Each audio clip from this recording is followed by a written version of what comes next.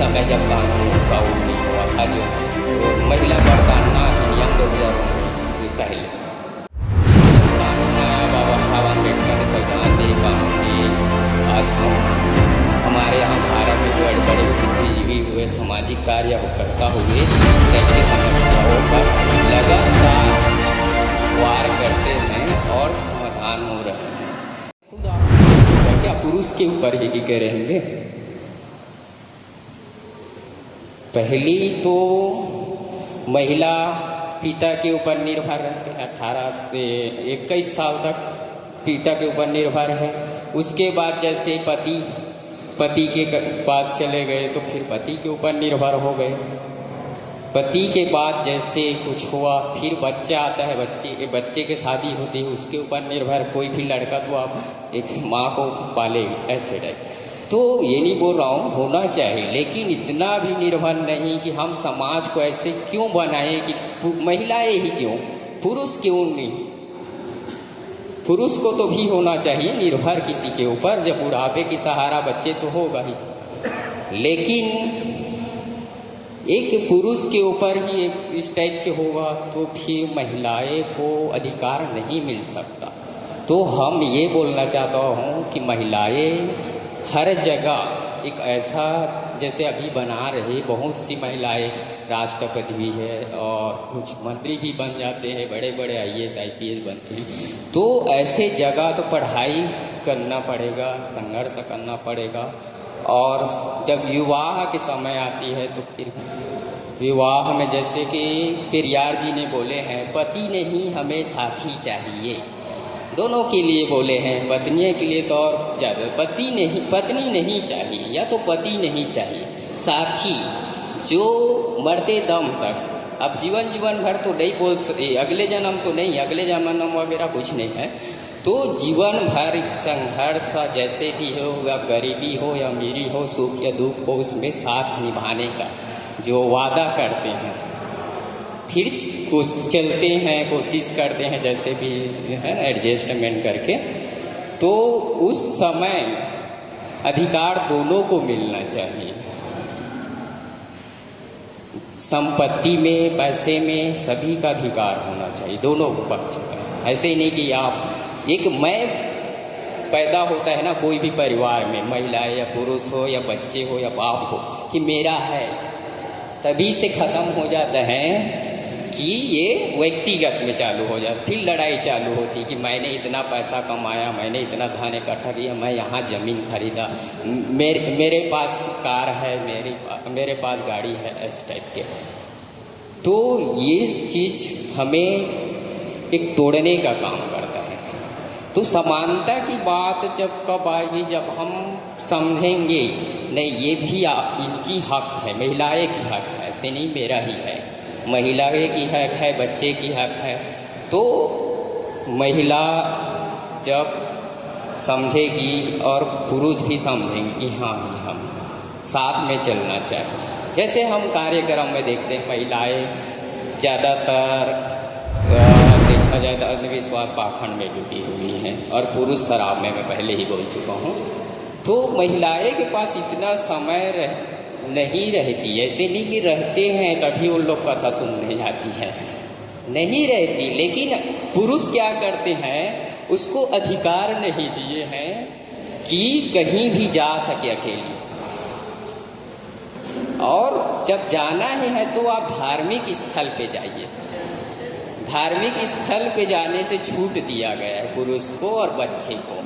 जा सकती है लड़कियां, होली मना सकते हैं, दिवाली मना सकते हैं, अब त्यौहार है ना।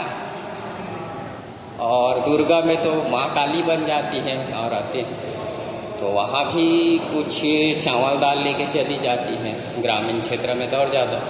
तो उस समय छूट मिलता है, फुल छूट 9 दिन तक, तो जाती है पूजा वगैरह करती। तो मेरे कहते मतलब ऐसा नहीं धार्मिक आस्था इस वजह से किसी का, लेकिन इसमें अधिकार का मतलब ये नहीं है कि महिलाएं को इस टाइप, उस समय तो नहीं बोलते कि पुरुष अरे यार पुरुष, तो महिला के पास समय नहीं रहती तो भी से समय निकालती है। तो क्या एजुकेशन हो या सामाजिक काम में महिलाएं नहीं आ सकती? आ सकते हैं, लेकिन हमें इसमें काम करना पड़ेगा। हमारे जो घर परिवार बेटी है, माई है ना, उसको समझाना पड़ेगा कि इस टाइप के सच का मतलब गुरु हसीदास जी ने सच मतलब सच होता है। आज जो लड़ाई चल रही है सच और झूठ का ही है, सभी जगह देख लीजिए। एक सच रहेगा, दूसरा झूठ ही रहेगा। झूठ झूठ की लड़ाई नहीं होती, सच सच की लड़ाई नहीं होती। आप लोग मुझे, आप सभी साथी मुझे मंच दिए हैं, सच के लिए दिए हैं। क्यों? क्योंकि जानते हैं सच सच होता है, और सच में जब लड़ाई होती है तो एक संघर्ष पैदा करता है। झूठ और लड़ाई सच का तो कोई ना कोई तो भारी होगा।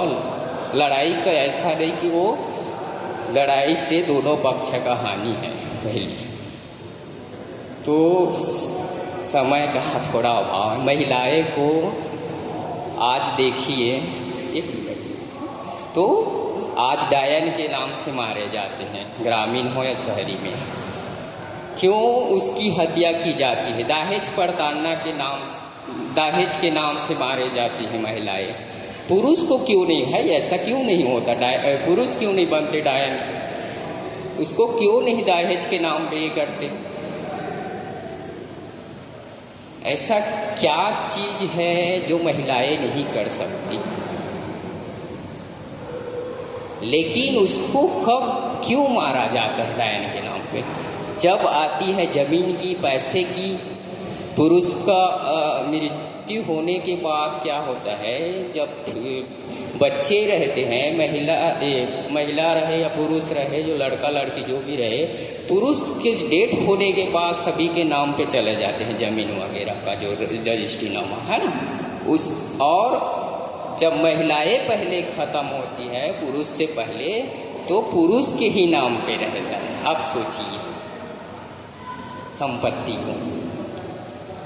फिर क्या होता है, जब उस समय ऐसा नहीं था कि ऑटोमेटिक महिलाएं और बेटी के में चले जाते, जमीन नहीं जाता था, तो एक महिला के पास एक अधिकृत चले जाते थे, और कानूनी तो नहीं रहता था, लेकिन वो तो क्या करते थे, जो मनुवादी लोग थे उसको गांव में डायन है बोल के प्रचार करते थे। या लड़ाई हो जाती से पड़ोसी से, तो डायन है बोल के, वो महिला डायन है, टोनी है यार, इसके यहाँ नहीं जाना है, मत जाओ उसके यहाँ। तो इस टाइप फिर धीरे धीरे धीरे पूरे गांव में फैलता है डायन है बोल के। तब जाके वो महिलाएं को उस जो ग्रामीण समाज है वो उसकी हत्या कर देती दिन दहाड़े। उस समय जब कानून का वो नहीं हुआ था, जो महिला प्रताड़ना अधिनियम 2019 से पहले। फिर जब कानून आया, बाबा साहब अम्बेडकर ने संविधान दे, कानून दे, आज हमारे यहाँ भारत में बड़े बड़े बुद्धिजीवी हुए, सामाजिक कार्य करता हुए, तो इस टाइप के समस्याओं पर लगातार वार करते हैं और समाधान हो रहे हैं। इसी साथ शब्दों के साथ आप सभी को क्रांतिकारी जय भीम, जय सतनाम। हेलो साथियों, समय का ध्यान